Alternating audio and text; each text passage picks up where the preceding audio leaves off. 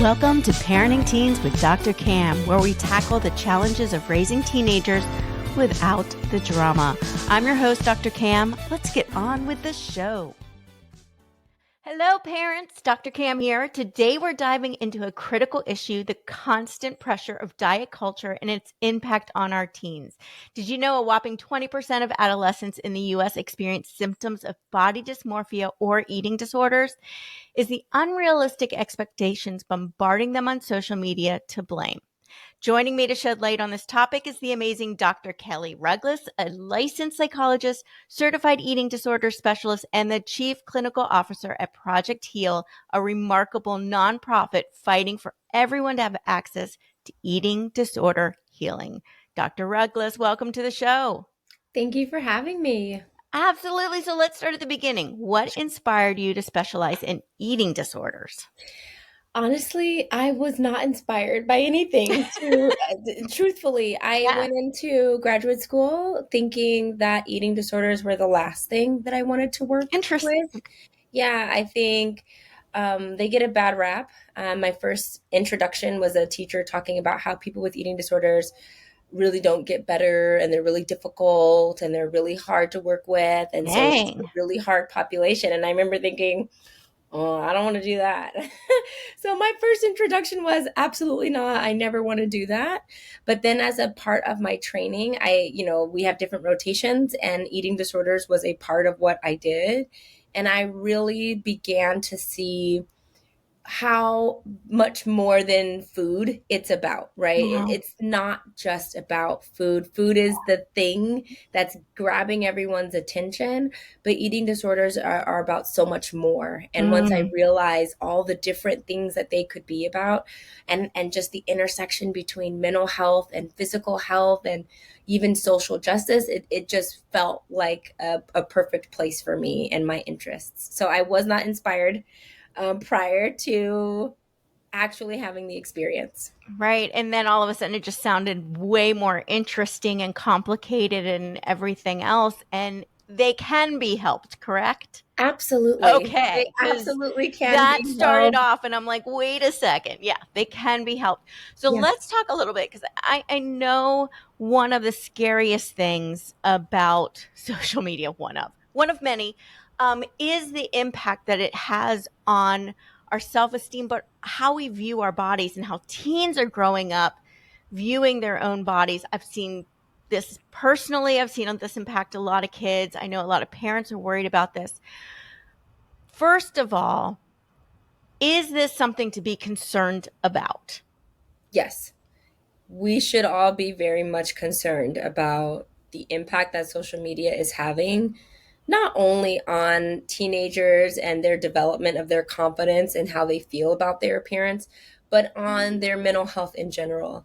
Every single research study that we have out there that's looking at social media tells us the same thing, which is that people feel worse the more they use it. And it doesn't matter how they use it. It doesn't really matter. I mean, to the best of your ability, you could try to really curate a page that's really focused on positivity and learning and growth. But the issue is that social media is a highlight reel that is presented as real life. And, and so the issue is that you're only getting the best parts of people's lives, right? Or you're only getting the most curated parts of the bad parts of their life, right? It's a well edited, well produced tear or a sadness or a vulnerable moment. You're not getting the real, but it's done so well that it feels real. And so it feels reasonable to expect that your experience should be just like the next person's and your body should look just like the next person's. And that's just not only is it not healthy, but it's not realistic. But here's the thing, Kelli. Social media is not going away, and our teens are not going to let go of it because it is their entertainment, it is their social interaction, it is their connection to the world. Mm-hmm. So what do we do? The only thing that you can do at this point is really try to model the type of relationship you want your children to have with social media. Meaning, every now and then say things like, well, I'm sure we're only getting half the story. Or, yeah, that looks nice, but I wonder what filters they put on that. Or, yeah, that would be cool, but we don't get to see all of their life. We're only seeing a bit of it, right? Like just constantly reinforcing this idea that social media is entertainment and not real life. You Yeah. wouldn't necessarily look at what's happening in a movie and say, this is how my life should go, or this is how I want it to be. Like you would say, well, it's a movie and there's editors and production and there's so much that goes into it. The same level of help and assistance is going into social media and how Yeah. people are showing up on social media, but it doesn't feel that way. Something about it feels more organic and feels more natural. So it's easy to lose sight of all of the mechanisms that are Hmm. underneath this real person. So all you can do is really talk to your kids about, the realities of social media, and then sort of model a more balanced relationship with social media where you're like, okay, it's dinner time, we're putting it away. Yeah. We're going on a trip. This trip is going to be no cell phones past this time, right? It is okay as a parent for you to step in and have some house rules that make your kids feel a little bit uncomfortable. We're not trying Yeah. to take social media away altogether. It is a really big part of their social lives, but it is okay to have limits and set some limits around how often and how frequently you can use it. Yeah, I think that's very smart to do, and for us as well, because one thing that I see, we're talking about it to our kids, but I see the impact on it on the parents. And the Mhm. parents also get this idea of what their kids should be like. So Yeah. we're not just kids aren't just comparing themselves to other kids. Parents are comparing their kids to other kids. And so we do have this very prominent diet culture, which Mhm. I don't remember a time that it wasn't a big deal, Right. but now it's far more in our face because we see it constantly. And there's all these TikTok trends for losing weight that are extremely dangerous. Yeah.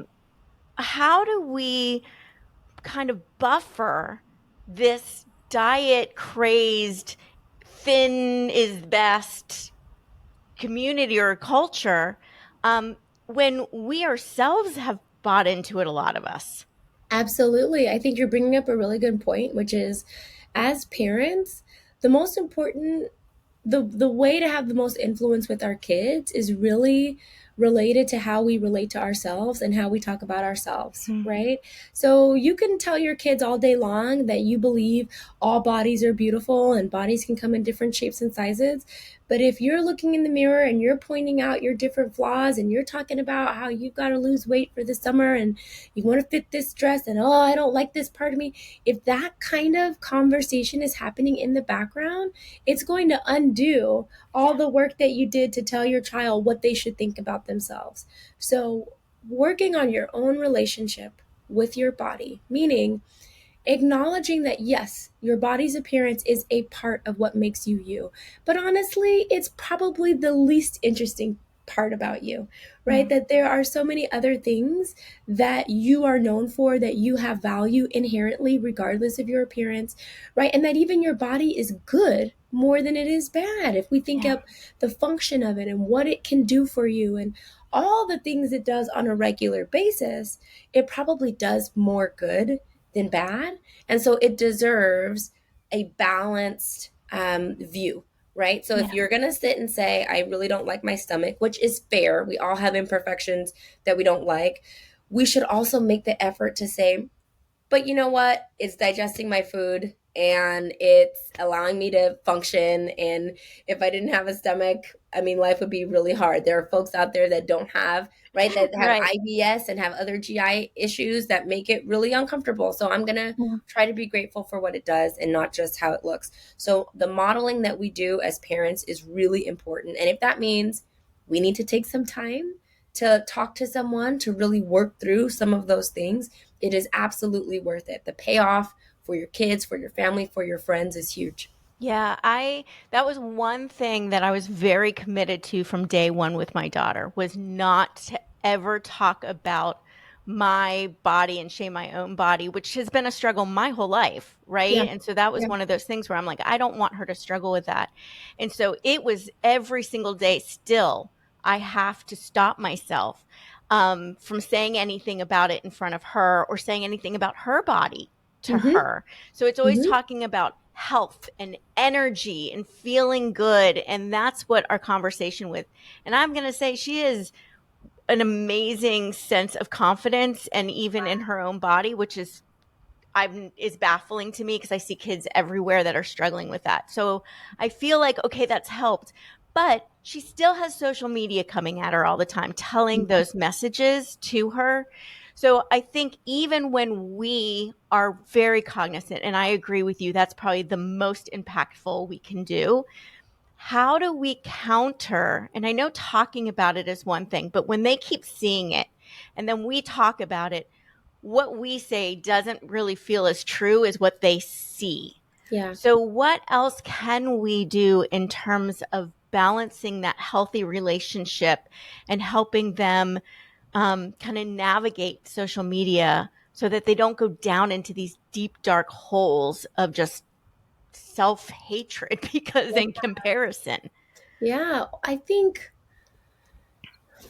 one important thing that we can do is just open ourselves up to have curious conversations with our teenagers about how what they're seeing is impacting them, right? So we're Yeah. not trying to tell them what to do. We're not trying to say, "Hey, don't watch that. That's bad.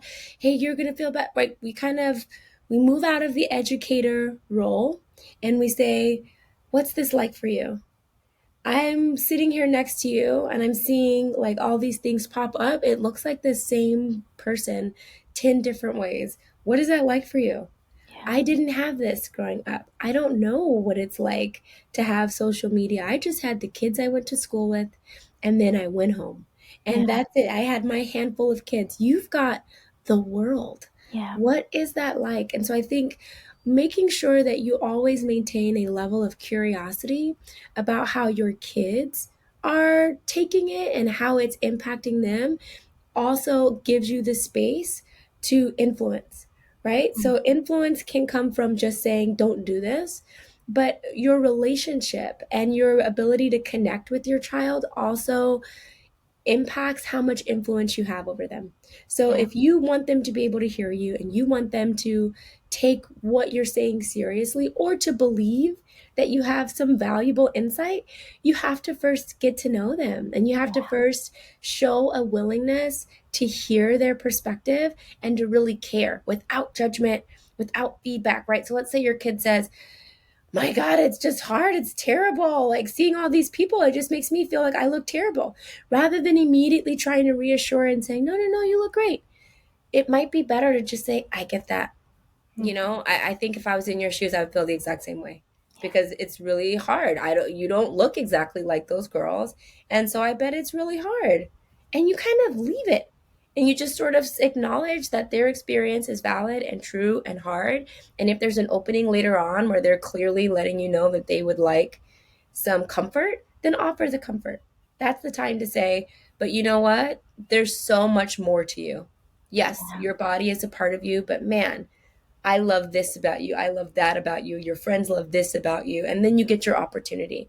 But if they're not asking for soothing or they're not asking for reassurance, sometimes it's better to just hear them and validate their experience and join them rather than immediately jumping into fix it mode. It's a very difficult thing for parents to do. It It's is. not jump into fix it mode. We love that mode. I think that's our default Mhm. mode. Mhm. Now, let's go a little bit deeper into this Sure. too, because we hear our kids talking about, "Oh my gosh, I'm so fat," or "I'm so ugly," or I'm this and that," and you hear them, and then you start this conversation, and you start hearing this script Yeah. over and over again. What do parents do when they're encountering this with their kids? That's when you bring in that curiosity, right? "Oh Mhm. my gosh, I'm so fat." What makes you say that? Who said that you're fat? Where are you getting that from? And you open the door, right? You don't Yeah. immediately say, "No, you're not," because it's so easy to dismiss parents' feedback as like, "Oh, you're my mom, you're my dad. That's what you're supposed to say," right? And then Right. it's gone. It's like it doesn't matter, it No doesn't count. valid. No Not validity. valid, doesn't count. But if you go with them and you say, "Well, who said that? Where'd you hear it? What are you looking at?" And you say, "Well, I don't know. I don't know if I agree. I, you know what, I think I could put you in a different state with different people and you might feel totally different." It Yeah. might just be where you're at, right? You might be bigger than everybody else, but I don't know if I would agree that you're so fat, Yeah. right? And you just sort of leave it. You don't try to sweeten it or make it feel better, because what if your child is bigger, in a bigger body, and hanging around really thin people? It is more harmful to ignore that or to pretend like Mhm. that's not their reality. And it even Yeah. can make a person feel like fat is bad or being big is bad, to immediately try to reassure and say, no, no, no, you're not. The goal is to say, listen, fat is not bad. We literally need it in order to survive. There is a reason why, if you look at the nutritional label of food, fat is like a staple category that's always there. It's a part of most food items because our bodies literally need it to survive. So we kind of have to do some work to Yeah. unlearn some of these myths that we've been taught about fatness, and this fear of fatness that I think is really the root of most eating disorders, is the stigma around weight. Yes. And we've got to work Huge. on, like, really hammering home this idea that every body is different and there is health at every single size. There is no one body type that is healthier or better. There might be a beauty standard that's unhealthy, right? There might be a one beauty standard that says this is the only way that attractive people look, but that's just an opinion. And those opinions change every decade or so. Kelly, though, I'm gonna jump in though, because Yeah. in this culture, we Mm-hmm. cannot deny that there's a huge stigma that go is against people that are overweight. There Absolutely. is, it's probably one of the biggest stigmas I've seen, because people don't talk about it, or people believe that it's their fault, and there's things like Yeah. that. So I don't feel like our culture really is open and embracing to people of all sizes. How do we address that?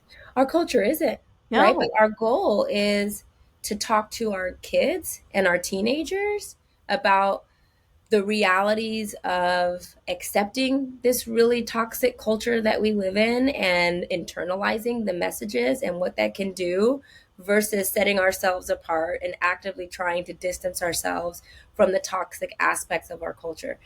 Like, weight stigma is real.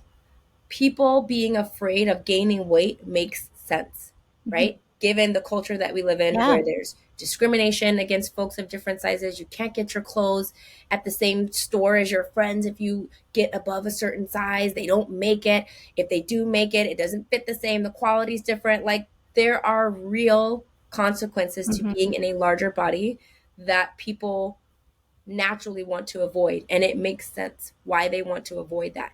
However, it doesn't make the weight stigma okay, Yeah. right? So, what we're talking about is two types of discomfort.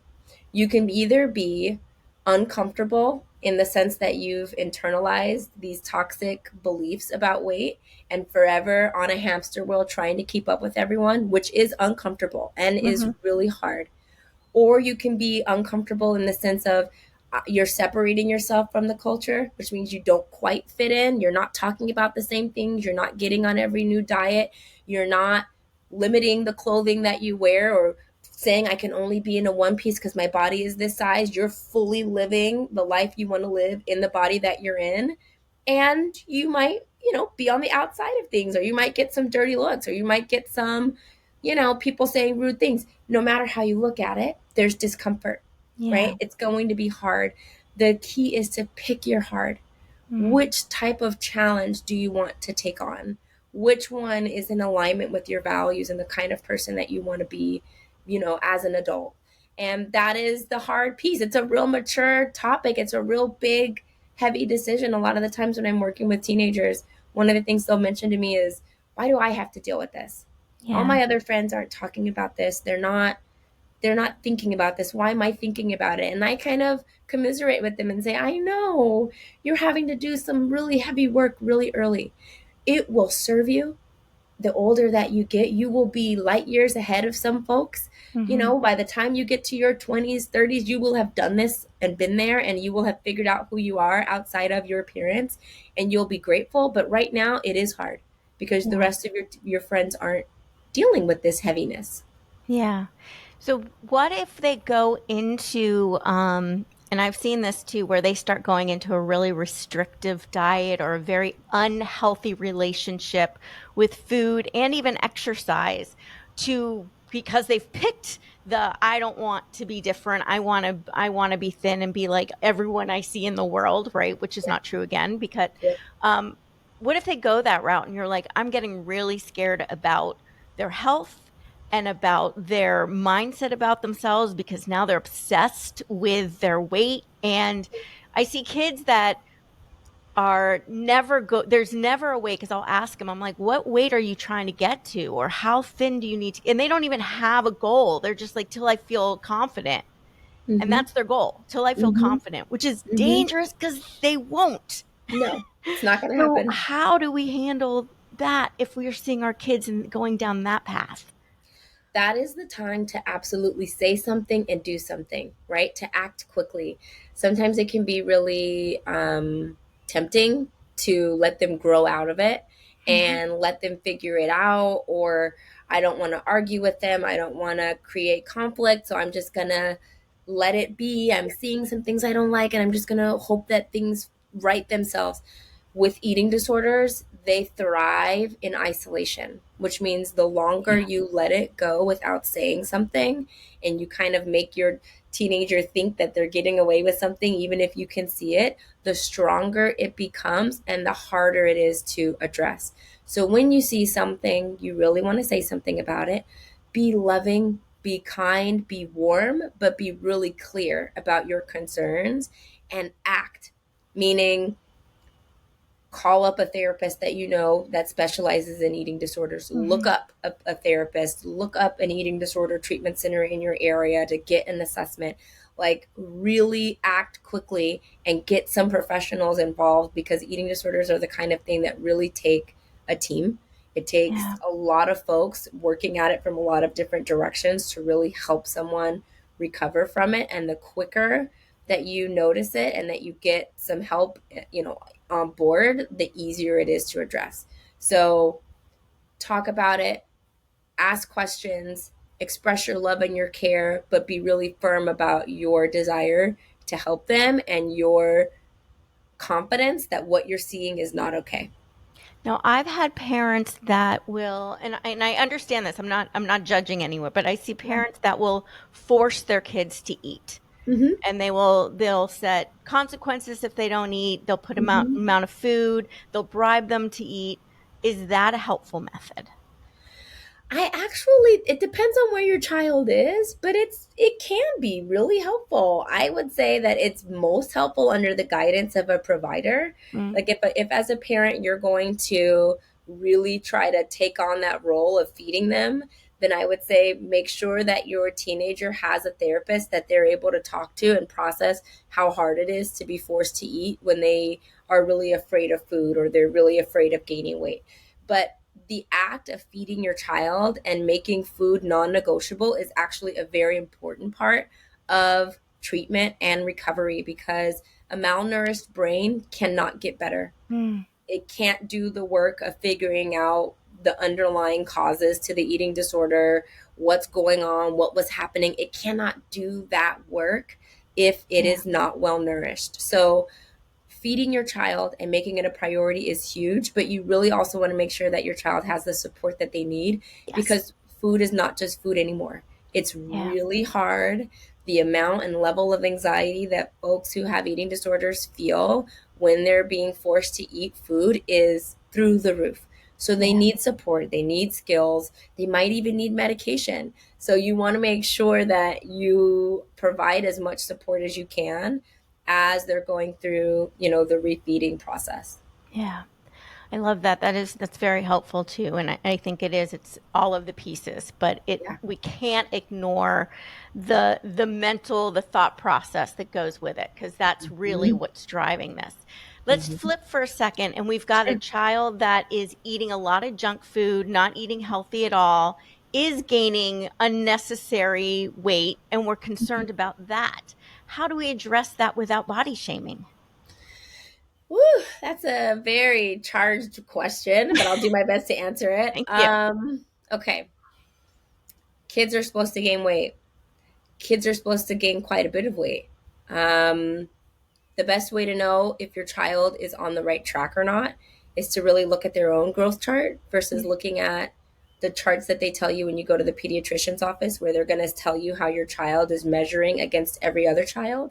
That reading doesn't matter. It doesn't matter if your child is 50th, 75th, or 80th. What matters is where has your child always landed. My children were born in the 80th, 90th percentile. They're big babies. They have continued to be big kids. So if you take a child who's always been on the 80th percentile and then you tell them, but you need to get on the 50th, what are we saying? They were born big. They eat well. They're out moving. They're doing their thing. So you need to compare, first of all, make sure that you're comparing your child against your child and not random people, right? Because we want to know what your child needs, and what your child needs might be very different from the next. So that's number one. Make sure that your child is actually gaining more than they should versus just gaining weight. And they're supposed to gain weight because they haven't reached their adult weight. The other piece is the kinds of food that they're eating. Most adolescents get like 80% of their caloric needs through some sort of carbohydrate. For us adults, that sounds like, oh, terribly imbalanced. Like, you know, our body's needs need a different kind of makeup of food. But again, because you've got teenagers who are growing, and they're growing really quickly, and their body's doing quite a bit of work. They're going through puberty. They're getting height. Like, that takes a lot of energy. Carbohydrates are one of the quickest ways that the body can transform food into energy. So the junk food and the stuff, I'm not as concerned about. I'm more concerned about the child's relationship with food and how they're feeling when they're eating. Are they feeling out of control? Are they eating to the point of being sick and like they want to stop and they can't stop? Are they hiding food? Are they only eating at night? Are you finding wrappers in places that wrappers shouldn't be? I'm more concerned about what's happening emotionally as they're eating rather than the quality of food and maybe how much weight they're gaining. I'm more concerned about what's happening emotionally, because that's what's going to tell you what we need to address, right? And with those kids, what I will say is, let's say we're dealing with someone who legitimately has binge eating disorder, right? Where they're well-fed children, they're eating breakfast, lunch, and dinner, they're eating snacks, like they're eating enough, and still they're having these moments where they're eating large amounts in a short period of time. They're really uncomfortable. What I would look at is, where is the restriction happening? And I know that seems counterintuitive, that you think if it's a binge eating, then we need to focus on don't eat so much. But usually binge eating comes out of some level of restriction. We call it the binge deprivation cycle, which means if you deprive yourself of something long enough, that becomes the center of your desires. And the minute you get a chance to get that thing, you're going to go for it. And you're not going to know how to have a balanced relationship because you never get to have it.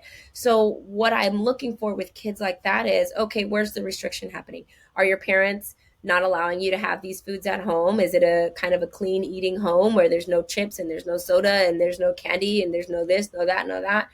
And then as soon as you get with your friends, that's what you're doing.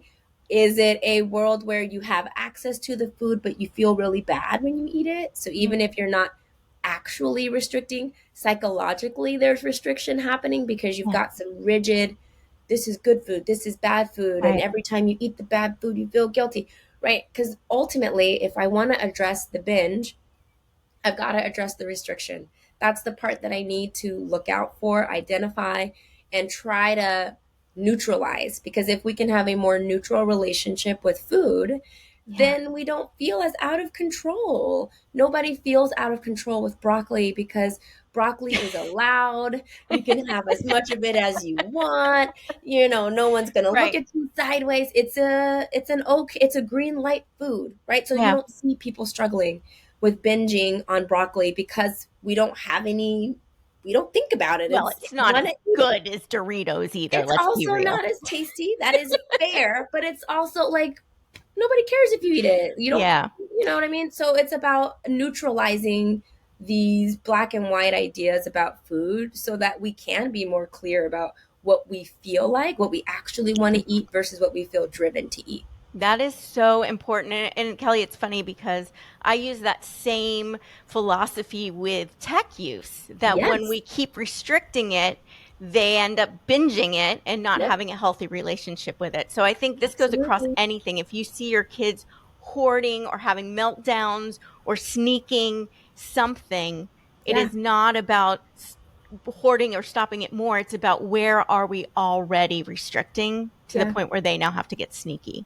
Absolutely. We need more opportunities to say yes, right? The Yeah. more you say yes, the easier it is to say no, right? Yeah. Because you feel like, well, I can tell myself if I can't have it this day, I'll have it that day. If I can't have my electronics on Monday, I know I'll get it on Tuesday. So I Right. can put it away because I know I can look forward to it. And the same goes with food.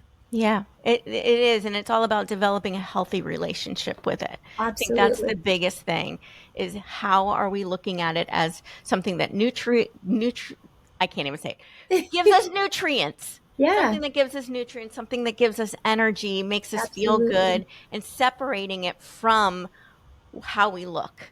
Absolutely. And that's The only important. other point I'll make that I think is really important is I have a lot of parents talk to me about my kid is emotionally eating. Mm, Emotional eating is yeah, yeah, really bad. I don't want them to do it. And what I will say is emotional eating is not bad. If you think about the things that we need in order to survive, water, air, food is the only one that can literally change, it can increase a certain amount of neurotransmitters and it can change your mood, right? So yeah. it's got a really valuable purpose in that it's our psychiatric medication and when we don't have access to it. And that's a good thing. You just want to make sure that that's not the only way your child is managing their emotions. Right. If it's one out of 10 different things they do when they don't feel good, that's okay. Yeah. We're supposed to do that. That's how humans have evolved. That's what our relationship with food is supposed to be. It's not just about fuel. But you want to make sure that your child also knows how to journal, that they know how to meditate, that they know how to put on some music to influence their mood, that maybe they like, getting outside and getting some sun, that they know how to manage their emotions in a variety of ways so that they're not overusing food as the tool for coping. I am very thankful you brought that up because, yes, that is a big one I hear as well. And it is something that you go, oh my gosh, are they just going to be a binge eater their whole life? Yeah, And I think looking at it as this is a coping mechanism, we need to dig into what they're coping with is a big exactly. one and other Hmm. ways. That is phenomenal. Kelly, what is like the one biggest takeaway you think is important for parents to have from this episode? I hope parents take away this idea that their children are okay, right? That there are things out there that are really scary and there are, big concerns, right? We want to avoid eating disorders. We want to avoid negative body image. We want to avoid these things. But by and large, your children are okay. And what they need more than anything else is a connection with you. And Yes. if you are fostering a connection with your child, you will be able to see the things that they're struggling with a mile away. And you will have built the necessary relationship to have the influence that you need in order to help them.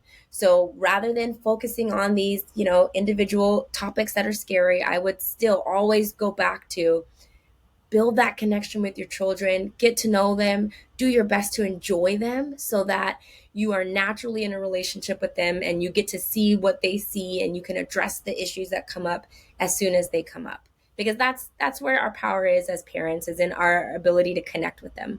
It certainly is, and I think we focus a lot on the correction and the Yeah. restriction and the all this, which tears apart our connection, Yeah. which is the only thing that actually will help. Yeah. It's So the I connection see and it's that the a love. lot. So I love Mhm. that. Kelly, how do people find you? So I'm on social media, although I'm not particularly active, but I am on social media at Dr. Kelli Rugless. I have my own practice where I see parents and families and adults as well for eating disorder and body image stuff called Flourish Psychology. And I work at Project Heal. And Project Heal is an amazing nonprofit that if you or someone you know is concerned about having an eating disorder and maybe you want a free assessment, Mm. we offer free assessments. We give you treatment recommendations. We connect you with providers in your area that have experience with treating eating disorders. We offer cash assistance. We offer insurance navigation. We just have a whole host of programs meant to help folks learn about eating disorders and recover from eating disorders at whatever stage that they're at. So you can find me probably in those 3 areas. Now, I have a feeling a lot of people are going, oh my gosh, I need Project Heal. How do they find that? So you can go online at www.theprojectheal.org. Perfect. And that website has everything you need, all the resources, services, helpful information about eating disorders in general. But that is the website. I'll put that link as well. Kelli, thank you so much for joining me today. Of course. Thank you for having me. And that's a wrap. Thank you for tuning in to today's episode of Parenting Teens with Dr. Cam. Don't forget to hit follow so you don't miss a single episode, and share the love by passing this on to a friend. Until next time, keep making a positive impact in your teen's life.